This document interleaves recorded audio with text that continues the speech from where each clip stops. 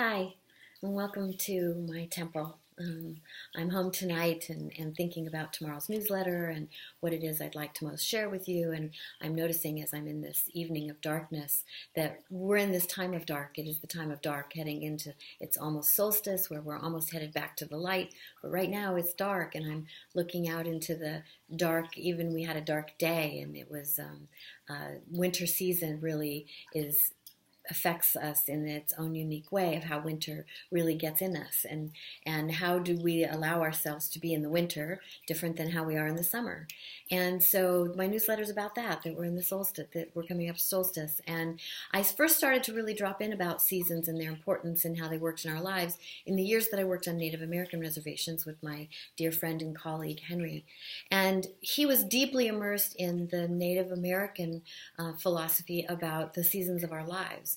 And that each year would go in year segments. We would be in winter or spring or summer or fall. And what season we were in was often represented in how our life felt and worked and moved. And that if we could understand what season we were in, we could make those years fit better. We'd be able to be in the season and how we move in that season.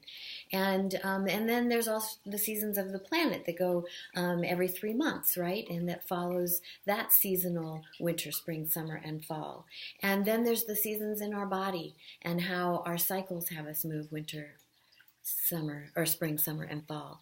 And so I wanted to offer some ideas about us being in winter right now and what it feels like. That it's a time where we often naturally and intrinsically go more inward. It's a little more of a cozy jacket or a big feather comforter, staying in at night. It gets dark early, so we stay in. We don't not as tempted to go out in the evenings. And so that's part of what comes with being in winter.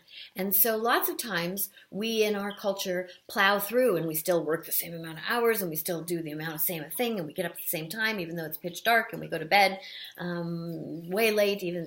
So we're not following the cycle of the season as much. And so when I can understand what season I'm in, there's different ways I can take care of myself and be able to nurture myself within that season's needs and interests. And so tonight I want to offer that my treatment for my winter today is I have on the stove a pot of root stew. It's all with roots and bone broth, and so it's thick and rich and healthy, and sweet potatoes and carrots, and so that it feeds and nurtures that really root vegetables are very winter, that rooted, grounded feeling that is most nurturing for me in the wintertime. And so I want to invite you to share with us some of your wintertime dark days, self-care or treatment, or how to most nurture yourself in that time. I would really invite you to share that with us on our Facebook page that I have listed below, so that we can get the wisdom from each other and let that really be what inspires our treatment of ourselves. And so we can learn so much from each other. So I ask you to share some of your ideas for self-care in the dark days. And happy dark. Bye.